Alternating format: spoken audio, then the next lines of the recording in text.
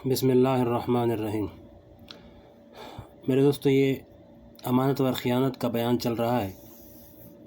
فرمایا کہ پاکستان کا مسئلہ نمبر 1 خیانت ہے۔ فرمایا کہ ایک زمانے میں یہ بحث چلی تھی کہ پاکستان کا مسئلہ نمبر 1 کیا ہے، یعنی سب سے بڑی مشکل کیا ہے جس کو حل کرنے میں اولویت دی جائے۔ حقیقت میں مسئلہ نمبر 1 خیانت ہے۔ آج امانت کا تصور ہمارے ذہنوں میں موجود نہیں ہے۔ اپنے فرائض ادا کرنے کا احساس دل سے اتر گیا ہے۔ اللہ جل شانہ کے سامنے جواب دہی کا احساس باقی نہیں رہا۔ زندگی تیزی سے چلی جا رہی ہے، جس میں پیسے کی دوڑ لگی ہوئی ہے، کانے کی دوڑ لگی ہوئی ہے، اقتدار کی دوڑ ہے۔ اس دوڑ میں ہر ایک دوسرے سے بازی لے جانے میں لگے ہوئے ہیں اور اللہ تعالیٰ کے سامنے پیش ہونے کی کوئی فکر نہیں۔ آج سب سے بڑا مسئلہ اور ساری بیماریوں کی جڑ یہی ہے۔ اللہ جل شانہ ہمارے دلوں کے اندر یہ احساس پیدا فرما دے تو مسائل درست ہو جائیں۔ ہمارا کہ جس دفتر میں آپ کام کر رہے ہیں، اس دفتر کا جتنا سامان ہے وہ سب آپ کے پاس امانت ہے، اس لیے کہ وہ سامان آپ کو اس لیے دیا گیا ہے کہ اس کو دفتری کاموں میں استعمال کریں، لہذا آپ اس کو ذاتی کاموں میں استعمال نہ کریں، اس لیے کہ یہ بھی امانت میں خیانت ہے۔ لوگ یہ سمجھتے ہیں کہ اگر دفتر کی معمولی چیز اپنے ذاتی کام میں استعمال کر لی، اس میں کیا حرج ہے۔ یاد رکھو، خیانت چھوٹی چیز کی ہو یا بڑی چیز کی ہو، دونوں حرام ہے اور گناہ کبیرہ ہے۔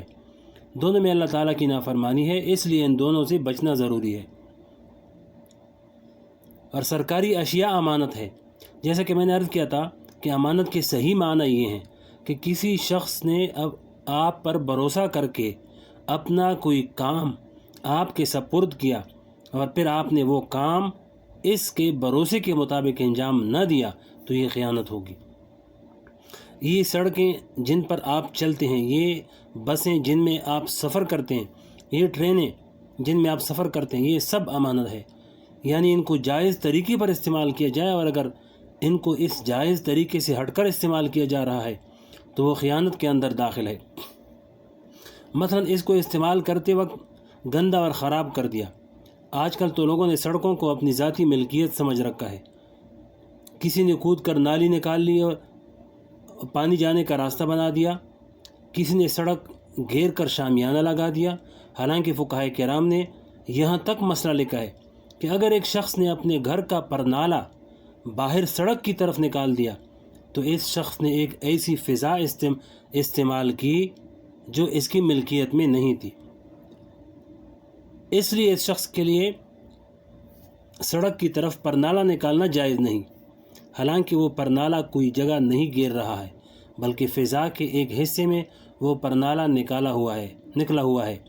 اس پر فقہاء کرام نے تفصیلی بحث کی ہے کہ کہاں پرنالہ نکالنا جائز ہے، کتنا نکالنا جائز ہے، کتنا نکالنا حرام ہے، اس لیے کہ وہ جگہ امانت ہے، اپنی ملک کا حصہ نہیں ہے۔ حضرت عباس رضی اللہ تعالیٰ عنہ جو حضور اقدس صلی اللہ علیہ وسلم کے چچا ہیں، ان کے پرنالے کا قصہ مشہور ہے۔ ان کا گھر مسجد نبوی صلی اللہ علیہ وسلم کے بالکل ساتھ ملا ہوا تھا۔ ان کے گھر کا ایک پرنالہ مسجد نبوی کے صحن میں گرتا تھا۔ ایک مرتبہ عمر رضی اللہ تعالیٰ عنہ کی اس پرنالے پر نظر پڑی تو دیکھا کہ وہ پرنالہ مسجد میں نکلا ہوا ہے۔ لوگوں سے پوچھا کہ یہ پرنالہ کس کا ہے جو مسجد کے صحن کی طرف لگا ہوا ہے۔ لوگوں نے بتایا کہ حضور پاک علیہ السلام کے چچا حضرت عباس رضی اللہ کا پرنالہ ہے۔ آپ نے حکم دیا کہ اس کو توڑ دو، مسجد کی طرف کسی کو پرنالہ نکالنا جائز نہیں۔ جب عباس رضی اللہ کو معلوم ہوا تو ملاقات کے لیے عمر رضی اللہ کے پاس تشریف لائے اور فرمایا کہ عمر، یہ تم نے کیا کیا؟ انہوں نے فرمایا کہ یہ پرنالہ مسجد نبوی میں نکلا ہوا تھا، اس لیے گرا دیا۔ حضرت عباس رضی اللہ نے فرمایا کہ یہ پرنالہ میں نے نبی کریم صلی اللہ علیہ وسلم کی اجازت سے لگایا تھا۔ حضرت فاروق اعظم رضی اللہ نے جب یہ سنا کہ حضور کی اجازت سے لگایا تھا تو فوراً فرمایا کہ آپ میرے ساتھ چلیں۔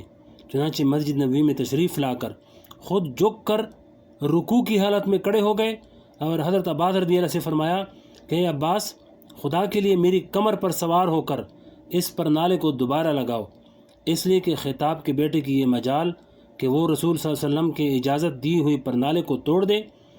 حضرت عباس رضی اللہ نے فرمایا کہ میں لگوا لوں گا، آپ رہنے دیں۔ لیکن حضرت عمر رضی اللہ نے فرمایا کہ نہیں، جب میں نے توڑا ہے لہذا اب میں ہی اس کی سزا بھگتوں گا۔ بہرحال شریعت کا اصل مسئلہ تو یہی تھا کہ حاکم کی اجازت کے بغیر وہ پر نعل لگانا جائز نہیں تھا، لیکن چونکہ عباس رضی اللہ کو حضور پاک علیہ السلام نے اس کے لگانے کی اجازت دے دی تھی، اس لیے اس کو لگانا اس کے لیے جائز ہو گیا۔ آج یہ حال ہے کہ جس شخص کا جتنی زمین پر قبضہ کرنے کا دل چاہا قبضہ کر لیا، اور اس کی کوئی فکر نہیں کہ یہ ہم گناہ کے کام کر رہے ہیں، نمازی بھی ہو رہی ہے اور یہ خیانت بھی ہو رہی ہے۔ یہ سب کام امانت میں خیانت کے اندر داخل ہیں، اس سے پرہیز کرنے کی ضرورت ہے۔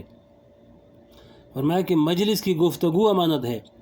ایک حدیث میں حضور اقدس صلی اللہ علیہ وسلم نے ارشاد فرمایا، المجالس بالامانہ، یعنی مجلسوں میں جو بات کی گئی ہو وہ بھی سننے والوں کے پاس امانت ہے۔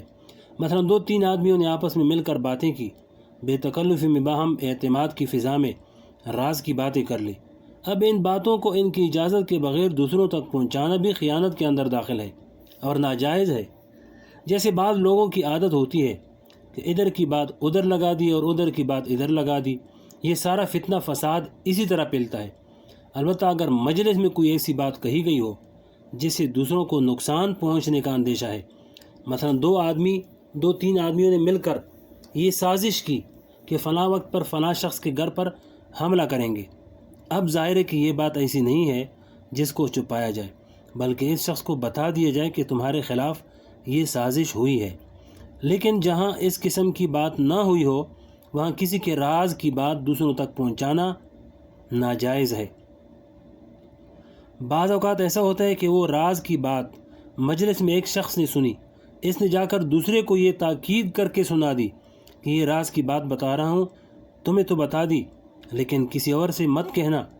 اب وہ سمجھ رہا ہے کہ یہ تاکید کر کے میں نے راز کا تحفظ کر لیا کہ آگے یہ بات کسی اور کو مت بتانا۔ اب وہ سننے والا آگے تیسرے شخص کو وہ راز کی بات اس تاکید کے ساتھ بتا دیتا ہے کہ یہ راز کی بات ہے، تم آگے کسی اور سے مت کہنا۔ یہ سلسلہ آگے اسی طرح چلتا رہتا ہے اور یہ سمجھا جاتا ہے کہ ہم نے امانت کا خیال کر لیا ہے، حالانکہ جب وہ بات راز تھی اور دوسروں سے کہنے کو منع کیا گیا تھا تو پھر اس تاکید کے ساتھ کہنا بھی امانت کے خلاف ہے۔ یہ خیانت ہے اور جائز نہیں۔ یہ وہ چیزیں ہیں جنہوں نے ہمارے معاشرے میں فساد برپا رکھا ہے۔ آپ غور کر کے دیکھیں گے تو یہی نظر آئے گا کہ فساد اسی طرح برپا ہوتے ہیں کہ فلاں شخص تو آپ کے بارے میں یہ کہہ رہا تھا، اب اس کے دل میں اس کے خلاف غصہ اور بغض اور عناد پیدا ہو جاتا ہے۔ اس لیے اس لگائی بجائی سے نبی کریم صلی اللہ علیہ وسلم نے منع فرمایا ہے۔ فرمایا کہ 2 آدمی آپ سے علیحدہ ہو کر آپس میں سرگوشی کر رہے ہیں اور آپ چپ کر ان کی باتوں کو سننے کی فکر میں لگے ہوئے ہیں کہ میں ان کی باتیں سن لوں کہ کیا باتیں ہو رہی ہیں، یہ امانت میں خیانت ہے۔ یا ٹیلی فون کرتے وقت کسی کی لائن آپ کے فون سے مل گئی، اب آپ نے ان کی باتوں کو سننا شروع کر دیا، یہ سب امانت میں خیانت ہے، تجسس میں داخل ہے اور ناجائز ہے۔ حالانکہ آج اس پر بڑا فخر کیا جاتا ہے، مجھے فلاں کا راز معلوم ہو گیا، اس کو بڑا ہنر اور بڑا فن سمجھا جاتا ہے، لیکن نبی کریم صلی اللہ علیہ وسلم فرما رہے ہیں کہ یہ خیانت کے اندر داخل ہے اور ناجائز ہے۔ میرا تو خلاصہ یہ ہے کہ غرض یہ ہے کہ امانت میں خیانت کے مصداق اتنے ہیں کہ شاید زندگی کا کوئی گوشہ ایسا نہیں ہے جس میں ہمیں امانت کا حکم نہ ہو اور خیانت سے ہمیں روکا نہ گیا ہو۔ یہ ساری باتیں جو میں نے ذکر کی ہیں یہ سب امانت کے خلاف ہیں اور نفاق کے اندر داخل ہیں۔ لہذا یہ حدیث ہر وقت مستحضر رہنی چاہیے کہ 3 چیزیں منافق کی علامت ہیں: بات کرے تو جھوٹ بولے، وعدہ کرے تو اس کے خلاف ورزی کرے، اور اگر اس کے پاس کوئی امانت آئے تو اس میں خیانت کرے۔ اللہ جل شانہ ہماری اور آپ سب کی اس سے حفاظت فرمائے۔ یہ سب دین کا حصہ ہے۔ ہم لوگوں نے دین کو بہت محدود کر رکھا ہے اور اپنی روزمرہ کی زندگی میں ان باتوں کو فراموش کر رکھا ہے۔ اللہ جل شانہ اپنی رحمت سے ہمارے دلوں میں فکر پیدا فرما دے اور اس کی توفیق عطا فرما دے کہ نبی کریم صلی اللہ علیہ وسلم کی بتائی ہوئی اس طریقے پر ہم عمل کریں۔